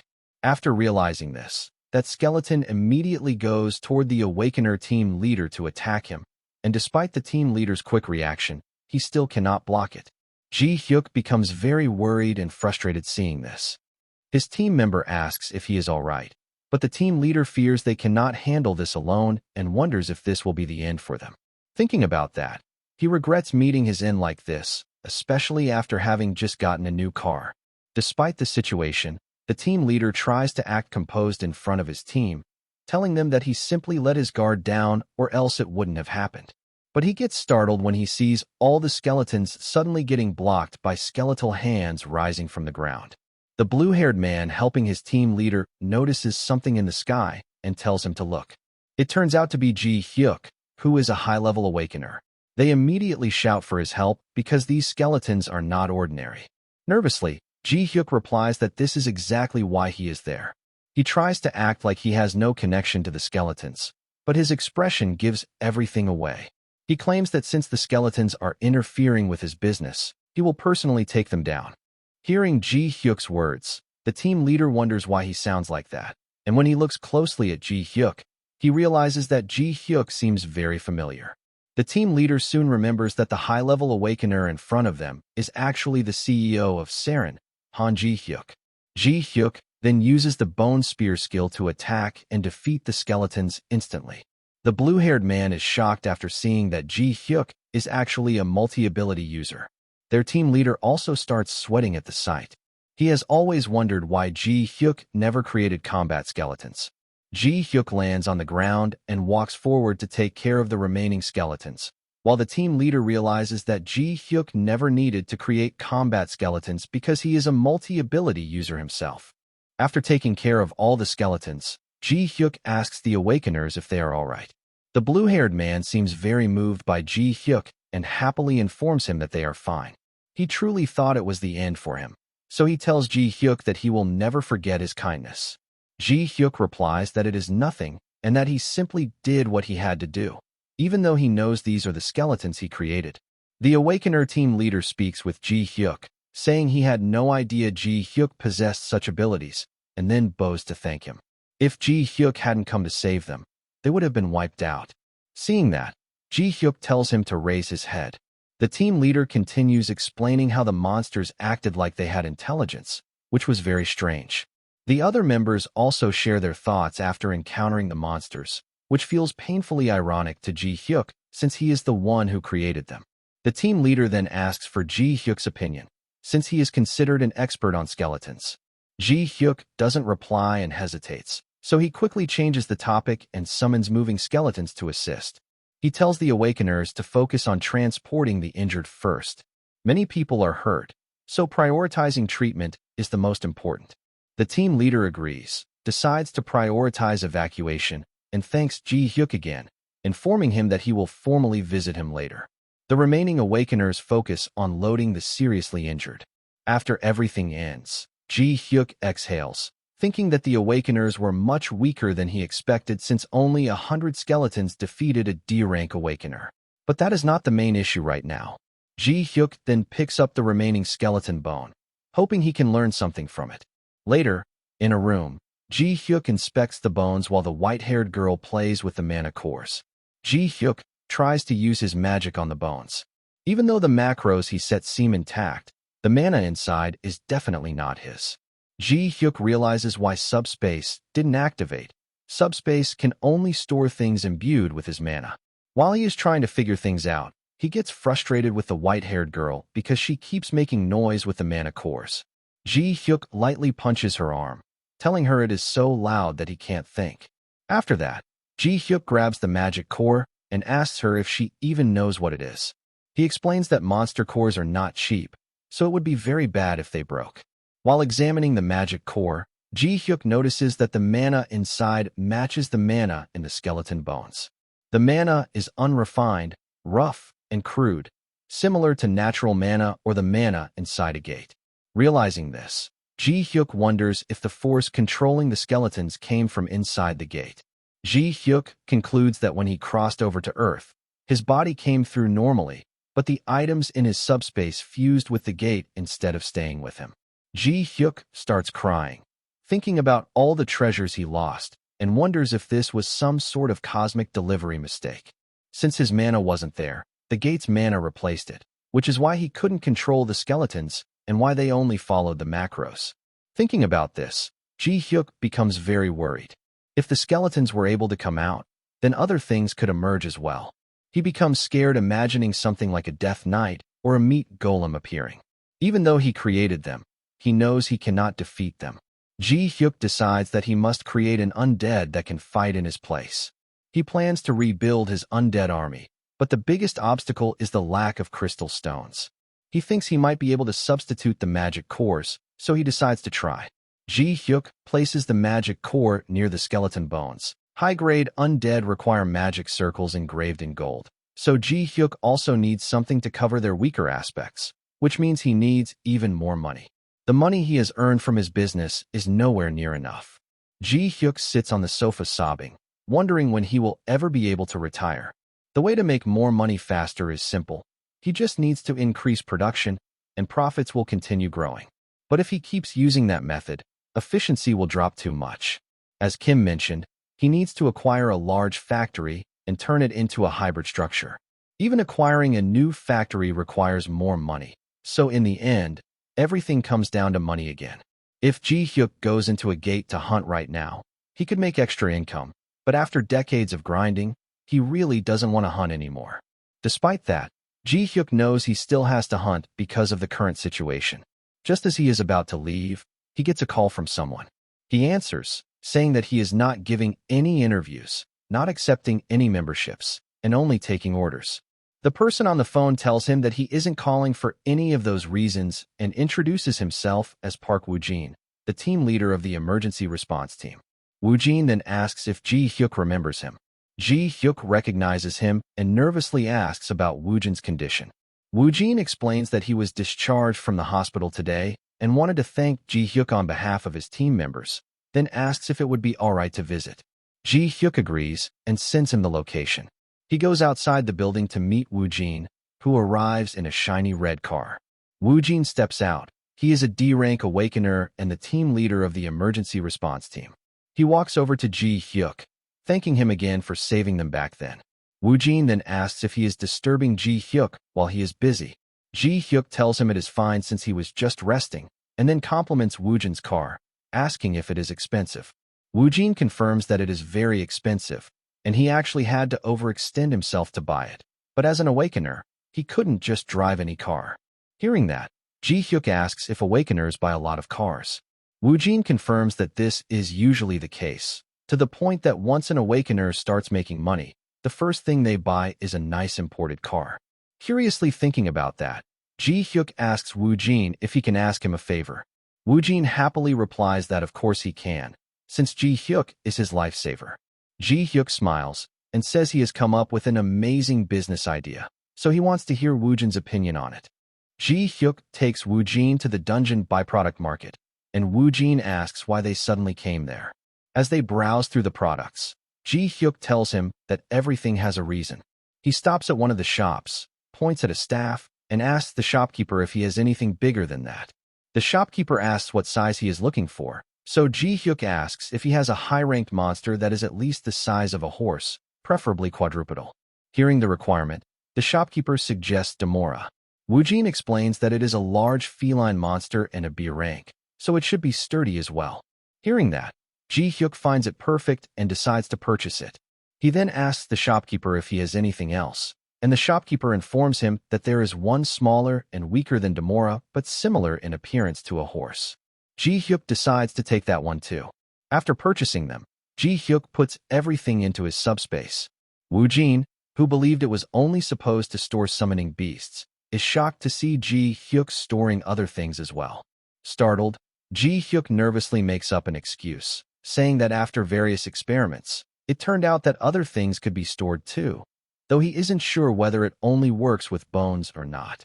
Woo-jin finds this suspicious because Ji-hyuk collected all the fragments last time as well, but he decides to stop thinking about it.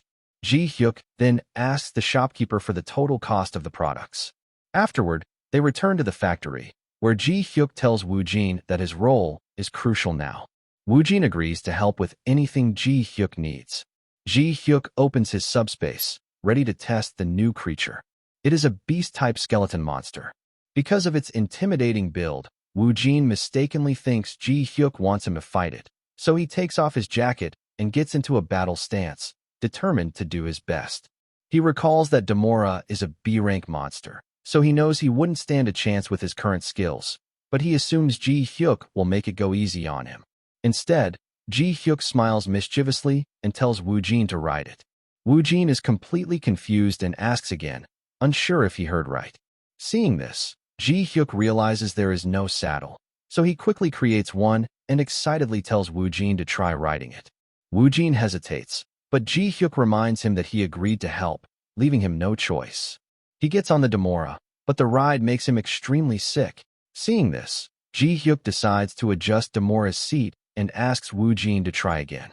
This time, the ride feels much more stable and comfortable. Ji-hyuk likes that review and asks if they should test it at running speed. After the test, Ji-hyuk asks for final feedback, and Woo-jin replies that he thinks it could be used for everyday riding. Ji-hyuk is pleased with that response and decides to stop adjusting it for now.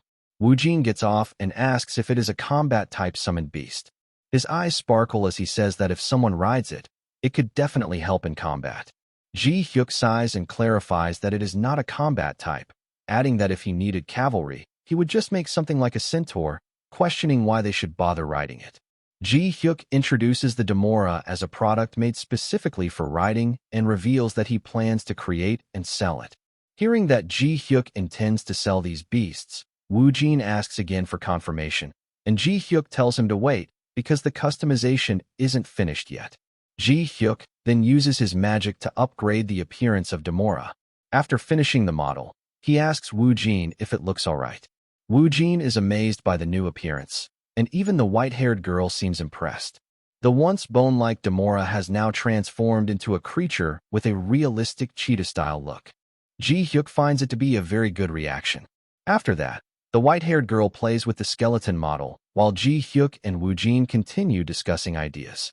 Ji-hyuk believes that even though the riding beast doesn't have any special functions, the fact that it can be used inside gates gives it strong market appeal.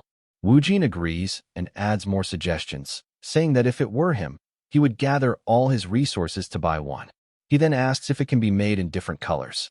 Woo-jin suggests adding black bone armor with metal plates layered on top, and says that if there were a shine around the legs, it would look even cooler. He also asks Ji-hyuk if the beast can react when touched, to give it a sense of interaction. Ji-hyuk really likes these ideas and encourages Woo-jin to keep suggesting more. Meanwhile, the white-haired girl continues taking pictures with the skeleton model. The prototype riding beast is eventually loaned to team leader Woo-jin. Later, the sight of him joyfully riding it through the city becomes a hot topic. As expected, inquiries about the riding beast flood Saren, and it turns out to be a massive hit. Woo-jin happily tells Ji-hyuk that the riding beast has now become an eye-catching moving machine. Ji-hyuk is pleased and then asks Woo-jin if he can extend his vacation a little longer, promising him a 30% discount when he purchases the riding beast later. Woo-jin immediately agrees and uses the rest of his leave days after hearing that offer. Ji-hyuk decides to start designing custom options, beginning with the armor and glowing eyes. While he is working, the blue-haired man walks in and announces that he has completed all the line adjustments Ji-hyuk ordered. However, he becomes shocked when he sees the riding beast sitting there. He stares at it in awe, excited to see an undead riding beast he never imagined he'd witness in real life. Team leader Beck arrives as well, so Ji-hyuk invites him to help with the design since they are about to begin working on the custom options. Beck asks if he is really allowed to join, and Ji-hyuk confirms he can. Hearing that, Beck becomes highly motivated. He grabs a pen and starts designing, suggesting a silver base that matches the bone color along with similar metallic decorations. He draws everything on paper and then asks Ji-hyuk for his opinion. Ji-hyuk thinks the design looks refined and elegant, so he likes it. Woo-jin comments that the design seems too delicate and says that a riding beast should look powerful at first glance. Ji-hyuk finds their dynamic admirable, thinking that friendly competition always leads to better results. Drawing their attention, Ji-hyuk informs them that they will try both designs and see which one receives the most votes. If Beck wins, he will get a special bonus, and if Woo-jin wins, he will receive an additional discount. The competition between Beck and Woo-jin begins. As expected, Ji-hyuk has successfully lit the fire between them, and they both get to work enthusiastically. Ji-hyuk pats the riding beast, already imagining the sound of money growing. Finally, the day of the first Saren riding horse lottery event arrives, where a lucky person can become the first owner of a Saren riding horse in Korea. A large crowd has gathered, including the media. Ji-hyuk steps out from behind the curtain, introduces himself to the public, and begins explaining today's event, where they are unveiling the skeleton commander horse. He starts by showing the basic foundation model to the audience. Ji-hyuk drapes a red cloth over the basic model and reveals the first ever skeleton commander horse to the world. The media and some attendees seem underwhelmed at first. Ji-hyuk snaps his fingers, noting that it might look quite different from what they saw online. The latest model is then brought onto the stage. Ji-hyuk announces that this is the version everyone has been waiting for. The newest model features black armor and silver eyes. The media is immediately captivated by its appearance and begins taking photos. Ji-hyuk pats the riding horse and explains that its appearance can be customized according to the owner's preferences. This means that anyone who purchases a commander horse can personalize its look. The riding horse is not only practical for daily life, but also usable in gates. With its monster evasion function, it can automatically avoid threats and return to its owner when summoned. The public comments that such features would make traversing gates much more convenient. The design is also striking. While most awakeners usually drive sports cars near gates, arriving on a commander horse offers a completely different impression. Ji-hyuk then decides to stop the lengthy explanation and encourages the audience to experience the horse themselves. Now, it's time to draw the winner who will take home the commander horse. Ji-hyuk announces that the base price is 150 million won. The white-haired girl brings the lottery box to Ji-hyuk, who draws the winning number. The winner is number 37. He raises his hands in excitement and approaches the stage. Ji-hyuk congratulates him and hands him a tablet, explaining that he can choose customization options from it. If he wants a design not listed, that's possible too. The golden-haired man, unfamiliar with design details, decides to select from the available options. Browsing through the designs, he comments that the price is a bit steep. Ji-hyuk mentions that a card installment plan is available, but the golden-haired man confirms he has enough cash to pay up front. Ji-hyuk realizes that he must be a high-ranking awakener. Other awakeners in the audience recognize him as team leader Seo Hansok of Hanul Guild's Team 1. Ji-hyuk recalls that Hanul is one of Korea's top 10 guilds and a major player. Hansok asks if he can see how the customization looks when equipped because the catalog doesn't give a clear idea. Ji-hyuk explains that once equipped, the horse is considered used, so they cannot do that, but he can show the parts separately. He calls the manager to bring the components. Glowing eyes on both sides worth around 30 million won, a silver armor set worth 150 million won, a golden aura worth 50 million won, and 2 pairs of golden claws worth 20 million won. Beck is pleased that the customer chose his design, while Woo Jin feels defeated. Hansok then asks if his initials can be engraved with the glow effect on both sides. Ji-hyuk informs him that each additional glow costs 10 million won, so engraving both sides would total nearly 700 million won. Since Hansok cannot afford that immediately, he asks if it can be added later, and Ji-hyuk confirms that the factory can do so. Hansok instructs Ji-hyuk to put the letter S on both sides for now and add a small one on the forehead. After adding the options, the total price comes to 1.5 billion won, including the base price of 7 billion won. Once everything is explained, Ji-hyuk registers the riding horse for Hansok and instructs him to extend his hand toward the horse's head. Hansok follows the instructions. The magic circle binding appears, and ownership of the horse is officially transferred to him. After that, the riding horse begins showing affection and reacting to Hansok. Ji-hyuk then tells Hansok that the last step is to give Demora a name. Hansok, clearly impressed, decides to name it Yundel. Ji-hyuk, however, is not pleased, thinking that everything was perfect until this final detail. He then announces that from now on, Yundel's official owner is Hansok. Ji-hyuk moves on to the next commander. For ordinary people, there had traditionally been 2 ways to encounter monsters, either through the media or by witnessing a monster emerge directly from an unstable gate and charge at them. Now, a new way has emerged. When people in the city see the riding horse for the first time, They often mistake it for a monster and try to flee, but quickly realize it is harmless because someone is riding it. Many immediately understand that it is a commander horse, a summoned creature. Hansok, riding Yundel, is thrilled as people comment on how cool it looks. The S engraved on its forehead immediately identifies him as Hansok, a hunter from Hanul Guild. Hansok enjoys the attention and happily tells Yundel to relax. The public is even more impressed by the horse's gestures, and curiosity spreads as many begin wanting to ride it. When Hansok returns to his guild, his team members gather around, surprised. One comments that although they have dealt with many Democrats before, this one feels completely different. Hansok proudly introduces its name as Yundel. Curious, a teammate asks if they can pet it, having heard that Yundel can show affection. Hansok explains that it is reserved for registered owners only. The guild leader, Kim Hanul, arrives and compliments Hansok on his new ride. He inspects Yundel and notes that it is wearing armor on the outer layer. Hansok tells Yundel to rest, but Hanul insists on a closer inspection. Hansok hesitates, asking what Hanul intends to do. Hanul reassures him that he only wants to look. Hansok asks again, confirming if Hanul is really just going to observe. Hanul nods and begins inspecting Yundel, commenting on its sturdy build. Suddenly, Hanul says that from videos, it seems the armor can be customized, so he decides to try removing it. Hansok is startled and tries to stop him, asking what he is doing. Ignoring him, Hanul continues, applying more force when it doesn't budge. Hansok rushes toward him, shouting that the armor is not removable, but Hanul does not listen and ends up breaking it. Hansok is furious, calling out Yundel's name in anguish. Hanul asks why the armor came off, and Hansok angrily explains that he had already said the design was one piece. But Hanul didn't listen and tore it off before he could intervene. Hanul, now nervous, apologizes and asks if Hansok wants him to provide a replacement.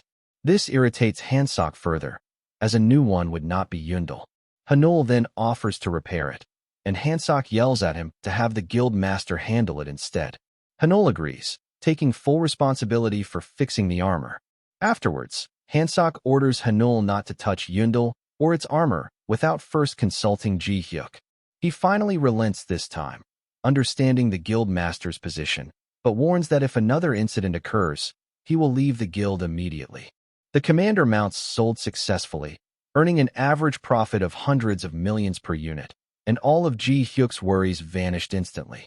However, he soon received news that the first ever sold commander mount had returned to him completely destroyed. To think that the very first commander mount, the foundation of such grand plans, would be ruined after just a few days. Hanul, worried, asked Ji-hyuk if the mount was reparable. Ji-hyuk grabbed the torn bones, inspected them, and confirmed that it could be repaired, but it would be expensive. Given the level of damage, they would need to find matching bones and replace everything because the current bones were shattered. Hanul became very worried and frustrated, saying it meant that the entire Yundel would have parts from a different body. Ji-hyuk wondered why he was acting so anxious, noting that a bone is just a bone. Hanul remained concerned, explaining that if Hansok found out about replacing the entire skeleton, he would be furious. Ji-hyuk suggested gluing the broken pieces together, but warned that since it was already shattered, it would break even more easily next time. Hanul felt relieved at the suggestion and told Ji-hyuk to wait while he called Hansok. He informed him of everything that had happened, and after deciding, Hanul relayed Hansok's request to restore Yundel to its original state, as he had grown very attached in just a few days. Ji-hyuk accepted the order and informed Hanul that the repair would cost around 50 million won, which was necessary to maintain the mount's durability. Hanul confirmed that money was not an issue and begged Ji-hyuk to take good care of it. After accepting the order, Ji-hyuk asked Hanul how Yundel had been destroyed, saying that even if it had been hit by a speeding car, it wouldn't have ended up like this. Hanul hesitated but admitted that he had more or less torn it apart himself. Ji-hyuk didn't understand, wondering what he meant. Hanul explained that he had seen a video online where bones automatically assembled into armor, snapping into place perfectly. Thinking that it would be perfect for him, he had tried it, but things went wrong, and Yundel was destroyed. Hanul then asked if it was possible to make armor for humans too. Ji-hyuk didn't understand at first, so he asked why anyone would need armor for a human. Hanul explained that it would fit perfectly on his arm and revealed his ability of gigantification, which allows him to grow up to about 10 meters. However, equipment has always been a problem, so he can't stay in his giant form all the time. Hearing this, Ji-hyuk suggested making the armor from stretchable material. Hanul confirmed that he was already using such a material but hesitated to wear it. Ji-hyuk decided to see it for himself rather than rely on explanations.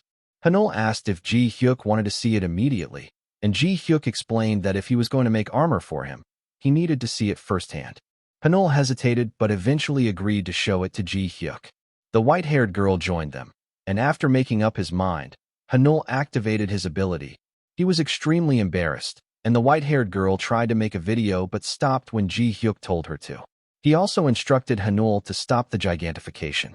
Ji-hyuk then explained that Hanul didn't actually need highly defensive armor. Hanul changed into new clothes and agreed, saying that he only needed something to cover his body, not attract attention. Even with a good physique, he didn't want to be a public spectacle. Ji-hyuk agreed, and Hanul continued, asking if Ji-hyuk understood what it felt like to fight in a skin-tight blue suit while everyone else wore cool armor. Ji-hyuk sweated, realizing this was something he had never wanted to experience. Hanul revealed that because of his gigantification, he always stood out, and news images of him in the blue suit flooded social media. The situation was so embarrassing that he couldn't go outside, and even his daughter was ashamed of him at this point. That is why Hanul had always dreamed of clothing that could freely adjust to his body size. He told Ji-hyuk that having armor functionality would be nice, but was not essential. He was willing to pay whatever it took and asked Ji-hyuk again if he could make it for him. Ji-hyuk had initially planned to make money by selling commander mounts, but he thought this armor request wasn't a bad opportunity either. Perhaps it could help him build rapport with an S-rank awakener. Thinking about that, Ji-hyuk recalled that back on the Saren continent, when he was fixing glitches in the macros, he had attached skeletons to martial artists' bodies to measure their movements and use the data. He then asked Hanul about his primary weapon. Fortunately, Hanul only used martial arts, as carrying weapons while gigantic would be cumbersome. Ji-hyuk liked how things were going and, in a robotic, angelic tone, confirmed to Hanul that he would make it for him. Hanul wondered what was unusual about Ji-hyuk's tone. Ji-hyuk continued, explaining that if he was going to make the armor anyway, he would ensure it had proper functionality. Hanul just needed to provide the best materials he could find, such as high-grade monster bones. Ji-hyuk also confirmed that it would be very expensive. Hanul felt motivated and thanked Ji-hyuk, assuring him that money was no issue. A few days later, Hanul was pacing anxiously in the room, eagerly waiting for the armor. Hansok shouted at him to stop, saying he was making him dizzy. Hanul replied that he couldn't help it because he was finally getting real armor, and Hansok was also waiting for Yundel, so why shouldn't he be excited? Hanul approached Hansok and asked how much longer it would take. Hansok replied that the factory said it would be done in a few days and that they would contact them. Hanul pressed further, asking when exactly a few days would be, which angered Hansok. He suggested that Hanul call the factory himself. Hanul hesitated, worried that calling might rush the process and ruin the outfit. Hanul kept fretting, so Hansok told him to stop worrying and just wait for the results. He then advised Hanul to treat Ji-hyuk well if the armor turned out good.